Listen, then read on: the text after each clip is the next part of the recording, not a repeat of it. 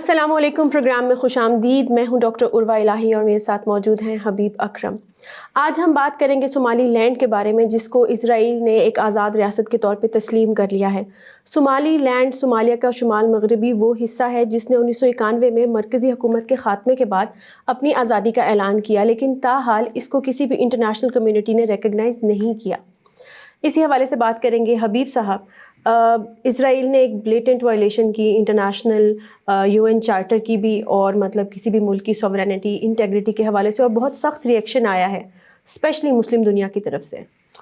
جہاں تک اسرائیل کی اقوام متحدہ کی نارمز کو، ٹریڈیشنز کو یا چارٹر کو وائلیٹ کرنے کی بات ہے، یہ کوئی پہلی بار نہیں ہوا۔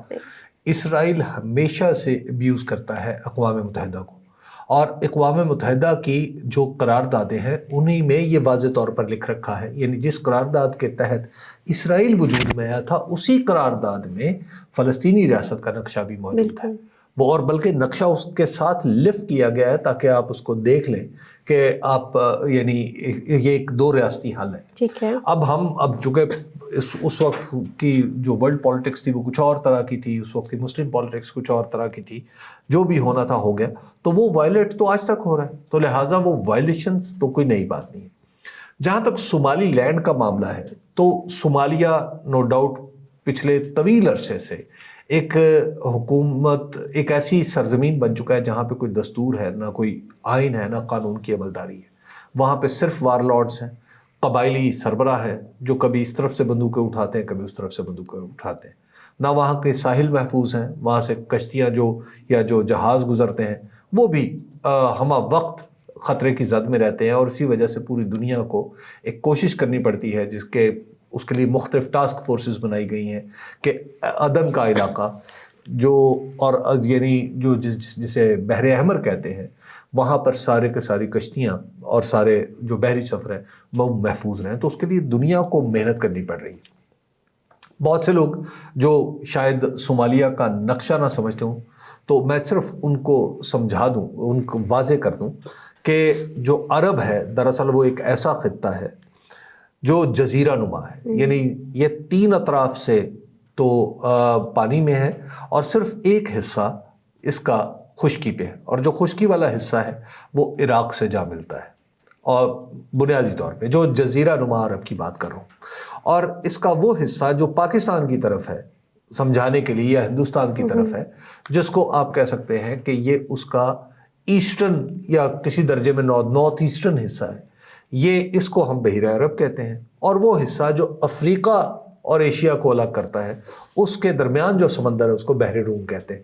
اور عدن یعنی وہ راستہ، اس کی امپورٹنس یہ ہے کہ عدن دراصل وہ وہاں سے بالکل زمین ایک دوسرے کے قریب آ جاتی ہے، جسے باب المندب کہا جاتا ہے، اور اس کے بعد آگے جا کے صومالیہ شروع ہو جاتا ہے۔ اس وجہ سے وہ علاقہ بحری جہازوں کی آمد و رفت کے لیے بھی بڑا اہم ہے۔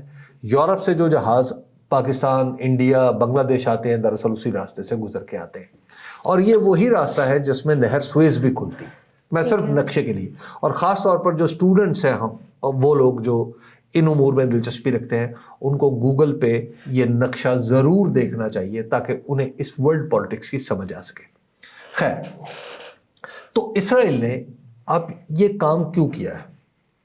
اصل تو کوشچن یہ ہے نا، اسرائیل کو، اور اس کریٹیکل ٹائم پہ اسرائیل نے ایک اچانک آؤٹ آف نو ویئر ایک ملک ہے صومالی لینڈ، جس کے تسلیم کرنے سے اسرائیل کو تو کوئی فائدہ بظاہر نہیں ہو رہا، صومالی لینڈ کو بھی کوئی بظاہر فائدہ نہیں ہو رہا، کیونکہ ایک ملک ایک دوسرے کو جب یہ تسلیم کر رہا ہوگا تو پھر کیا ہوگا؟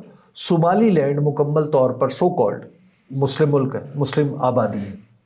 اب مسلم آبادی کیا اسرائیل کے قریب جائے گی؟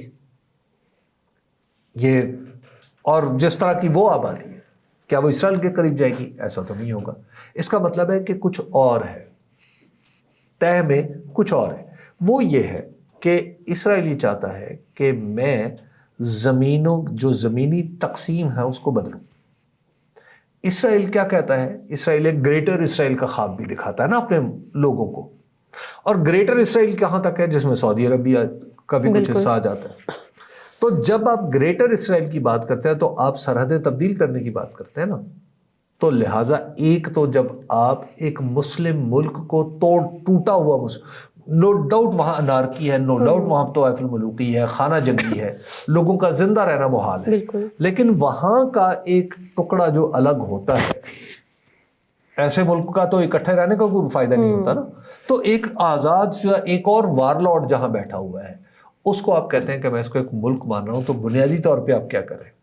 آپ اسلامی ملکوں کو کی سرحدوں کی سینکٹیٹی ختم کر رہے ہیں، یہ اسرائیل کر رہا ہے، اور اسی لیے اسلامک ملکوں کا بہت سخت رد عمل ہے۔ اسی لیے اسلامی ملکوں کا سخت رد عمل ہے، پاکستان کا بھی، سعودی عرب کا بھی، قطر کا بھی، ترکی کا بھی، جبوتی کا بھی، مصر کا بھی، سب کا، یو نیم اٹ۔ اور انٹرنیشنلی بھی اس کے اوپر کافی ہاہاکار مچی ہوئی ہے کہ اسرائیل نے یونیلیٹرلی ایک جگہ کو تسلیم کر لیا۔ تو ایک تو یہ، اور سب لوگ یہ سمجھ رہے ہیں کہ اسرائیل کس چیز کے پیچھے۔ دوسرا حصہ، ابھی پچھلے دنوں یہ بات اسرائیلی میڈیا رپورٹ کر رہا تھا کہ نیتن یاہو، اسرائیلی وزیر اعظم، جب امریکہ کے دورے پر جائیں گے تو وہاں پہ وہ بات کریں گے کہ آپ مسلمان ملکوں پر مشتمل فوج، یعنی ڈونلڈ ٹرمپ کو کہیں گے کہ وہ غزہ میں نہ بھیجیں، ٹھیک ہے، جو ISF ہے، انٹرنیشنل اسٹیبلائزیشن فورس۔ اب گویا اسرائیل بھی، جیسے مسلمان ملک نہیں چاہتے وہاں پر فوج بھیجنا کیونکہ مینڈیٹ یہ ہے کہ حماس کو ڈسارم کرنا ہے، تو اسرائیل کو یہ خوف ہے کہ اگر مسلمان ملکوں کی فوج آ گئی یہاں پہ اور اتنی بڑی فوج کو ہم نے ان کی پریزنس بنا دی تو پھر بعد میں ہمارے ساتھ کیا ہوگا، تو لہٰذا اسے بھی پریشانی ہے۔ تو دونوں صورتیں ہیں نا۔ تو اب وہ ماشاءاللہ ہمارا مطلب ہمارے جو مسلم امہ کے سو کالڈ جو دانشور ہیں وہ تو اتنے نالائق ثابت ہوئے ہیں کہ اسرائیل کے اتنے بڑے مسئلے کو انہوں نے خالصتاً 8 ملکوں کا مسئلہ بنا لیا، خود ہی فوج کی آفر کر دی اور اب خود ہی نہیں بھیج پا رہے۔ یعنی آپ ان کی سیاسی نالائکی ملاحظہ فرمائیں اور دوسری طرف اسرائیل کی بھی سیاسی نالائکی ملاحظہ فرمائیں۔ ایک طرف 20 پوائنٹس پہ سائن بھی کر دیے، اس کو مان بھی لیا، اس کو خوش آمدید بھی کہہ دیا، اس کے بعد پھر پیچھے ہٹ گئے، اچھا یار بعد میں کیا کریں گے۔ آپ کی دنیا اس طرح کے نمونوں کے ہاتھ میں ہے۔ تو حبیب صاحب انہوں نے ری ڈرافٹنگ کی اس میں آپشن رکھی تھی نا، بار بار چینج ہو رہا تھا، نہیں وہ بار بار آپ ذرا دیکھیں، یہ اتنے مدبر ہیں، اتنے نالائق ہیں، یہ آپ کی دنیا، یہ ہم دنیا کے ایک ایسے دور سے گزرے ہیں جہاں نمونے ہیں، نمونے ان لوگوں کی بعض اوقات تو لگتا ہے ان لوگوں کی ذہنی جانچ پڑتال ہونی چاہیے، جس طرح امریکی صدر کی سال بسال ہوتی ہے نا، ان کی بھی ہونی چاہیے کہ یہ کیا اپنی سینسز میں ہے کہ جو پولیٹکس کی بیسکس کو نہیں سمجھ رہے۔ تو لہٰذا اب اپنی سب پیچھے ہٹ رہے ہیں، گویا غزہ کو تباہ برباد کر کے آپ نے غزہ کو تباہ برباد تو اسرائیل نے کی ہے، غزہ کا جو پولیٹیکل نیریٹو تھا وہ پاکستان سمیت مسلمان ملکوں نے کر دیا، تباہ کر دیا اس کو۔ اور حبیب صاحب ابھی بھی وہاں جینوسائیڈ جاری ہے، لیکن اب اس کا فوکس جو ہے وہ ہٹ گیا ہے۔ جی، اور پھر یہ پھر آپ کہتے ہیں کہ آپ نے خفیہ مذاکرات کیے، کین یو امیجن کہ یہ بات کہی جا سکتی ہے؟ آپ کا یہ پاکستان کا، یعنی پاکستان جو دنیا کی ایٹمی طاقت ہے اس کا وہ وزیر خارجہ کہہ رہے ہیں کہ ہم نے خفیہ مذاکرات کی، کین یو امیجن؟ اور حبیب صاحب جسٹ ٹو ایڈ ہے کہ صومالی لینڈ نے اس چیز کو ویلکم کیا ہے جو اسرائیل نے ایکسیپٹ کیا، اور انہوں نے کہا ہے کہ ہم کل کو ایگریکلچر اور ٹیکنالوجی میں ان کے ساتھ کوآرڈینیٹ بھی کریں گے۔ اور دوسری بات یہ کہ ابراہم ایکارڈ جو ہے، جو کہ ایک براڈر پلان ہے، اس کا بھی ہم پارٹ بنیں گے۔ وہ تو امریکہ کو لیور کرنا ہے نا، چونکہ ڈونلڈ ٹرمپ کو بڑا پسند ہے نا۔ بالکل آپ کی جو بات ہے اسی کو کنٹینیو کر رہی ہوں کہ بیسکلی جو ایک جو انتشار پیدا کرنا تھا اس میں تو اسرائیل کامیاب ہو گیا۔ مسلم ممالک نے ایک ریئیکشن تو دیا اور اس چیز کو صومالیہ کی جو ایک فیڈرل گورنمنٹ ہے اس نے نل اینڈ وائڈ ڈکلیئر کیا، کیونکہ کوئی ایک ملک اپنی مرضی سے انٹرنیشنل بارڈرز کو ریڈرا نہیں کر سکتا، ٹھیک ہے۔ لیکن اس کے باوجود بھی ایک ہلچل تو مچ گئی، اور ایک جو بھی ایجنڈا پرسو کر رہا ہے اسرائیل، جیسا آپ نے کہا کہ ISF کو وہ وہاں نہیں چاہتے، تو وہ تو اس میں کامیاب ہوا۔ اگر یہ دیکھیے وہ تو بالکل کامیاب ہوا نا، وہ تو ہماری نالائکی ہے نا۔ یہ جو 8 مسلمان ملکوں کے جو افلاطون نالائق بیٹھے تھے، یہ تو ان کی نالائکی ہے نا کہ آپ نے وہ موقع دے دیا جب پوری دنیا اسرائیل کے اوپر سیدھی ہو رہی تھی، اور آپ نے بیچ میں سے اس ساری دباؤ سے ہوا نکال دی، تو لہٰذا یہ تو نالائکی ان کی ہے نا۔ دوسری طرف اب نو ڈاؤٹ اسرائیل کو اگر آپ اس اینگل سے دیکھ رہی ہیں، بالکل اس نے بات کی، وہ کیا ہے کہ اس نے ایک ڈبیٹ چھیڑ دی، بالکل جو کسی اور طرف چلی گئی، بالکل ٹھیک ہے نا۔ اب وہ ڈبیٹ اس طرف چلی گئی تو اب آپ اس کا دیکھیے کہ اسرائیل اس میں مکمل کامیاب نہیں ہوا۔ اب آپ دوسری طرف دیکھ لیں، اب یہ آپ کہیں کہ آپ پیلسٹینین اتھارٹی کو آپ باقی پوری حکومت مانتے ہیں اور ہم اس کے ساتھ دفاعی معاہدے بھی کریں گے. بالکل. پھر اگلا اس کا بڑا آسان راستہ یہ, اور ایک ڈینجرس پریسیڈنٹ بھی ہے نا. ایک ڈینجرس پریسیڈنٹ بھی ہے نا بھائی. دیکھیے کل کو آپ کہیں کی بھی کوئی حکومت ہو اور اس کو اس طرح حکومتیں تسلیم کرنا شروع کر دیں, تو جس سے سو کالڈ, اگرچہ رول بیسڈ سسٹم نہیں ہے, جس کو ویسٹ فیلین سسٹم کہتے ہیں, ویسٹ فیلین سسٹم رول بیسڈ کہا جاتا ہے, کسی درجے میں یہ ہے بھی, لیکن آپ نے اس کی تو پورا پیرامڈ کو توڑ دیا, اس کے تاروں کو بکھیر دیے, تو پھر وہ سسٹم چلے گا کیسے؟ تو سارے ملک پھر ایک ملک اٹھے گا, وہ اپنے پڑوسی کو کہے گا یہ ہمارا ہے, دوسرا ملک اٹھے گا کہ یہ نہیں جی ہمارا ہے, تیسرا اٹھے گا یہ ہمارا ہے, اور اس کے بعد ایک لڑائی پھر جنگ عظیم کی طرف چلے جائیں گے. کو اس نے انٹرنیشنلائز کر دیا ہے اور ڈسٹریکٹ بھی کر دیا ہے ایکچوئل پرابلم اور سے. اس میں آپ دیکھیے کہ اب تک امریکہ کا ری ایکشن جو ہے وہ پوری طرح نہیں سامنے آیا. بالکل. لیکن اس میں اور بہت سی تنظیمیں ہیں جنہوں نے بڑا اوپنلی اس چیز کو ریجیکٹ کیا ہے. افریقن یونین ہے اس کے اندر, عرب لیگ ہے, ایسٹ افریقن بلاک ہے, چائنا ہے, اور ساتھ کے ساتھ OIC اور پلس 20+ کنٹریز جو ہیں انہوں نے ایک مشترکہ اسٹیٹمنٹ دی اور اس چیز کو ریجیکٹ کیا. جی. لیکن اس کے لیے ایسا نہیں کرنا پڑے گا. اب یہ مسئلہ, جب یہ مسئلہ طاقت کے بغیر حل ہو رہا تھا نا, جب دنیا آ رہی تھی اسرائیل کے خلاف اکٹھی ہو رہی تھی diplomatically, that was the best time کہ اس کو پوری دنیا اسی پریشر کو مینٹین کرتی. لیکن ہم نے وہ پریشر نکال دیا پاکستان سمیت دیگر ملکوں نے. جی, اس کو ہم نے بالکل زائل کر دیا. اب آپ کو دوبارہ اس نیریٹو تک پہنچنے میں پتہ نہیں کتنا ٹائم لگے گا. اور غزہ تو آلریڈی بالکل ڈسٹرائڈ ہو چکا ہے. بالکل, وہ تو ڈسٹرائڈ ہے, اور اب وہاں پہ ریکنسٹرکشن بھی مشکل ہوتی چلی جائے گی. اور وہ کہہ رہے ہیں کہ ریکنسٹرکشن کے لیے بھی مطلب we are not going to پے.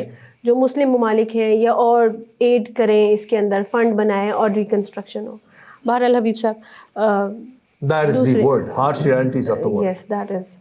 حبیب صاحب نیکسٹ ٹاپک کی طرف چلتے ہیں, جو کہ پاکستان اور افغانستان میں ہونے والی مثبت پیش رفت ہے, اور دونوں طرف سے بڑے اچھے جوابات اور رد عمل آ رہے ہیں. دونوں طرف سے ایک دوسرے کو یقین دہانی کرائی جا رہی ہے, اور اس کے اندر پورا کا پورا ایک آپ کہہ لیں کہ ایک چین آف ایونٹس ہے. ایک طرف جو ثالث تھے جنہوں نے 19 اکتوبر کو دونوں کے درمیان میں صلح کرائی تھی, تو کہا جا رہا ہے کہ افغانستان کے اوپر پریشر تھا کہ آپ اپنی سرزمین پہ مطلب جو پاکستان کے خلاف جو استعمال ہو رہی ہے, ایک تو اس کو ہونے سے روکیں, اور دوسرا یہ کہ آپ کچھ ایسے یعنی ایکشنز لیں. تو علماء کی طرف سے ایک فتویٰ آیا پہلے افغان علماء کی طرف سے کہ اس سرزمین کو آپ یعنی اپنی سرزمین کے باہر آپ کوئی بھی کارروائی نہیں کر سکتے بیسکلی پاکستان کے خلاف. پھر ان کے وزیر خارجہ نے سراج جو حقانی صاحب ہیں, سراج الدین, انہوں نے کہا کہ بھئی یہ پاکستان کو ہم اشور کرانا چاہتے ہیں کہ ہماری سرزمین یوز نہیں ہوگی. اس سے نیکسٹ ڈے یعنی آن سیٹرڈے کو ہمارے پھر وزیر خارجہ نے فوراً ہی رد عمل دیا, اور انہوں نے اس چیز کو بہت خیر مقدم کیا سراج الدین حقانی کی اسٹیٹمنٹ کو. اگلے دن سنڈے کو ہم دیکھتے ہیں پھر سراج الدین حقانی کی طرف سے ری ایشورنس آتی ہے, ویلکم آتا ہے, اور پھر ساتھ ساتھ پاکستان میں بھی علماء نے, تقی عثمانی صاحب نے اور ساتھ میں مولانا فضل الرحمان نے کہا کہ مذاکرات کے تھرو پاکستان اور افغانستان اپنے معاملات کو حل کریں. اب تو اس کا مطلب یہ ہے کہ پاکستان کو یہ حساب لگانا چاہیے کہ پاکستان نے آخر ایسا کیا کیوں, کہ ایک ہائپ کریٹ کیوں کی. بالکل. اور اس کے نتیجے میں روزانہ کی بنیاد پہ یہی حکومت جھڑپیں ہو رہی ہیں اور سب کچھ ہو رہا ہے. دیکھیے افغانستان اور پاکستان یک جان دو قالب ہیں. بالکل. ان دونوں کو الگ کرنا یہ ایک حماقت حق کی حد کو پہنچا ہوا نقطہ نظر ہے یا رائے ہے.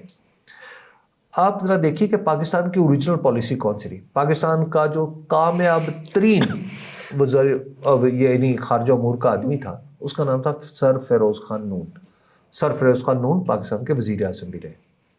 ان کی ایک کتاب بھی ہے, اس کتاب میں انہوں نے باقاعدہ یہ بتایا ہے کہ افغانستان بعض اوقات تلخ ہوتا ہے, لیکن پاکستان کے لیے یہ ضروری ہے کہ ہمیشہ ایک بڑا بھائی بنا رہے اور اس کی بات کو نظر انداز کرتا رہے. دوسرا اس میں وہ آئیڈیا پیش کرتے ہیں کہ اس میں کنفیڈریشن بھی بن سکتی ہے. آپ ذرا اندازہ لگائیے, جب پاکستان نے اپنی پالیسی کوئی نہیں رکھی ہوئی تو اس کے بعد آپ ظاہر ہے پھر جو مرضی کرتے رہے. کبھی ٹامک تو یہ ماریں گے نا, ادھر سے اچھا بیان آ گیا, بہت اچھا بیان ہے, ادھر سے برا بیان آ گیا, آپ نے بھی آنکھیں نکال لی. کنسسٹنسی کہاں پہ ہوگی؟ تو لہٰذا ایک تو افغانستان اور پاکستان کے درمیان جھگڑا دنیا کو سمجھ نہیں آئے گا. پہلے تو آپ اپنے اندر, آپ دنیا کو تو بعد میں سمجھ آئے گا, پہلے اپنے اندر تو واضح ہو جائے, افغانستان بھی ہو جائے, پاکستان بھی ہو جائے کہ کیا کوئی بھائی جھگڑا ہے, کس بات پہ جھگڑ رہے ہو. حالانکہ حبیب صاحب جتنے بھی مذاکرات ہوئے تھے وہ سارے ہی ناکام ہوئے اب تو نہیں، ناکام بالکل نہیں ہوئے. افغانستان نے اپنی پوزیشن کو نوچپ کر دیا ہے. وہ یہ کہ اس سے پہلے پاکستان اور افغانستان کے معاملات ہمیشہ اکٹھے بیٹھ کے آپس میں طے ہو جاتے تھے. اب ہم نے تیسرا چوتھا فریق اس میں شامل کر لیا. ٹھیک ہے. تو اب آپ کو یاد ہوگا اس وقت بھی ہم بات کیا کرتے تھے کہ اب پاکستان نے اپنے ہاتھ خود باندھے، کیونکہ ایک ایسی پالیسی اختیار کی جس کے نیچے کوئی لاجک نہیں تھی، جو نہ تاریخ کو ریپرزینٹ کر رہی تھی، نہ گراؤنڈ ریالٹیز کو ریپرزینٹ کر رہی تھی، نہ وہ انٹرنلی کریکٹ تھی، نہ وہ ایکسٹرنلی کریکٹ تھی. اور اس پالیسی کا انجام یہی تھا کہ وہ ڈوم ہو جائے، وہ ختم ہو جائے. تو الٹیمیٹلی آپ کو یہ کرنا پڑے گا. تو وہ لہٰذا ہوتا نظر آ رہا ہے آپ کو. الٹیمیٹ وے آؤٹ تو مذاکرات ہی تھے. دیکھیں دنیا بھر میں مذاکرات ہوتے ہیں، اور افغانستان اور پاکستان کے درمیان مذاکرات کے سوا کوئی دوسرا لفظ ہی نہیں. حبیب صاحب دیکھیں 19 اکتوبر تک بھی جو سازشوں کی وجہ سے درمیان میں ہمارے مذاکرات ہوئے اس میں بھی ڈیمانڈز ہی تھیں. اگر آپ دیکھیں پاکستان بھی یہی کہہ رہا تھا کہ جو بھی ایشورنسز آپ دے رہے ہیں وہ ویریفائبل ہونی چاہیے. ٹھیک ہے. اور افغانستان بھی یہ کہہ رہا تھا کہ مطلب ہماری سرزمین یوز نہیں ہو رہی. یہ کہنا آسان، وہی ساری باتیں یہ کہنا آسان ہے، ویریفائبل ہونی چاہیے، یہ ہونا چاہیے. اس کی وجوہات کچھ اور ہیں، وہ کچھ پاکستان کے انٹرنل بھی ہے، لیکن اس پروگرام کا موضوع نہیں ہے. ٹھیک ہے. تو اگر آپ دیکھیے تو پاکستان کی سیکیورٹی، یہ پاکستان کے اندر یہ بات ہمیشہ سے سوچی گئی ہے کہ پاکستان کی سیکیورٹی افغانستان سے لنکڈ ہے. افغانستان کی ٹریڈ اور افغانستان کی سیکیورٹی بھی پاکستان سے لنکڈ ہے. اور یہ کوئی ہوا کی بات نہیں ہے، ہوا میں بات نہیں ہے. افغانستان کی سیکیورٹی لنک کیسے ہوتی ہے؟ روس نے جب حملہ کیا تھا تو who was the security back up? Pakistan was the security back up. جب امریکہ نے وار آن ٹیرر شروع کی تھی تو موجودہ رجیم کے بہت سارے لوگ کہاں تھے؟ وہ پاکستان میں تھے. مہاجرین کو کہاں پناہ ملی؟ وہ پاکستان میں ملی. تو اس لیے یہ کہنا، اچھا اس سے بھی آپ پیچھے چلے جائیے. وہ لوگ جو تحریک آزادی ہند کے دنوں میں بہت سارے لوگ ایسے تھے جو سمجھتے تھے کہ افغانستان کو بیس کیمپ بنایا جا سکتا ہے آزادی کا، اور بنایا بھی گیا. اور وہاں پہ لوگ گئے، بڑے بڑے لوگ گئے وہاں پہ، جنہوں نے کہا سمجھا کہ اس کو آزادی کا بیس کیمپ بنانا چاہیے. یہ تو نالائکی یکے بعد دیگر حکومتوں کی ہے نا، جس نے پھر معاملات کو بگاڑے رکھا. تو افغانستان اور پاکستان کے درمیان معاملات سوائے مذاکرات کے، سوائے ٹیبل پہ بیٹھنے کے، کسی صورت حل نہیں ہو سکتے. یہ دونوں ملکوں کو سمجھنا چاہیے کہ دونوں جگہ، خاص طور پر پاکستان کو سمجھنا چاہیے کہ there is a new generation of people who is running affairs in Afghanistan. بالکل. حبیب صاحب وہ یہی کہہ رہے ہیں، افغانستان کے جو وزیر خارجہ ہیں انہوں نے کہا کہ بھئی ہم کسی کے لیے بھی خطرہ نہیں ہے، ہمیں کسی سے کوئی دشمنی نہیں ہے، اور بار بار ری ایشورنسز آ رہی ہیں. وہ جو بات آپ کر رہے ہیں کہ اب ایک ٹرانزیشن نظر آ رہی ہے ہمیں پالیسی کے اندر. ایک دم سے پاکستان نے بڑا زیرو ٹالرنس والی اپروچ اپنائی تھی، اور اس ٹائم جب جھڑپیں ہوئی تھی اور معاملات اس نہج تک پہنچے کہ سالس کی بھی ہمیں ضرورت پڑی. لیکن اب ہم واپس اس طرف آ رہے ہیں کہ ہم کوائٹ ڈپلومیسی کو لے کے چلیں گے اور عوامی سطح پہ بیان بازی نہیں ہوگی، ہائپ نہیں کریٹ کی جائے گی. دونوں ملکوں کے درمیان بڑی عمدہ بات ہے. دیکھیے جب دونوں ملک ایک دوسرے کے خلاف، کوئی بھی دنیا میں سب سے پہلے جہاں پہ آپ نے میننگ فل بات کرنی ہوتی ہے، بشرطے کہ آپ کے ذہن میں آبجیکٹیوز ہوں تو، اور واضح ہوں اور قابل عمل ہوں، تو پھر آپ سب سے پہلے اپنی زبانوں کو روکتے ہیں. بالکل. لیکن حبیب صاحب ایک ٹرسٹ ڈیفیسٹ بھی نظر آ رہا تھا نا، تو اب وہ سمجھتے ہیں کہ جو دونوں طرف سے بیانات کا خیر مقدم ہو رہا ہے تو اس کی وجہ سے اب وہ ٹرسٹ ڈیفیسٹ کانفیڈنس بلڈنگ ہوگی. نہیں لیکن اب یعنی پچھلے 4-5 دنوں سے دیکھیے وہ اب یہ جو ٹرسٹ ڈیفیسٹ پیدا ہوا ہے یہ بڑھے گا، یہ ابھی بڑھے گا. There are so many things actually جھڑپوں کی وجہ سے. انٹرنل پالیٹکس دونوں ملکوں کی انٹرنل پالیٹکس چونکہ ایک دوسرے سے جڑی ہوئی ہے اور ایک دوسرے پر اثر انداز ہوتی ہے، اس وجہ سے میں یہ عرض کروں. بالکل. تو ہم جیوگرافیکلی اور اس کو اگر ہم کہیں سیکیورٹی کنسرن کے پوائنٹ آف ویو سے دیکھیں تو دونوں ملک انسیپریبل ہیں. جی. تو سیکیورٹی کنسرن دونوں کا ایک ہے. بالکل. دونوں کا سیکیورٹی کنسرن ایک ہے، آپ اس کو دو کہہ ہی نہیں سکتے. ٹھیک. یعنی جو چیز پاکستان اپنے لیے خطرہ سمجھ رہا ہے نا، وہ افغانستان بھی سمجھتا ہے. بہرحال تو ہمیں یہ کہنا چاہیے کہ ایک مثبت پیش رفت ہے اور اسی پالیسی کو جاری رہنا چاہیے دونوں ملکوں کے درمیان میں. آج کے لیے اتنا ہی. آپ سے ملاقات ہوگی کل.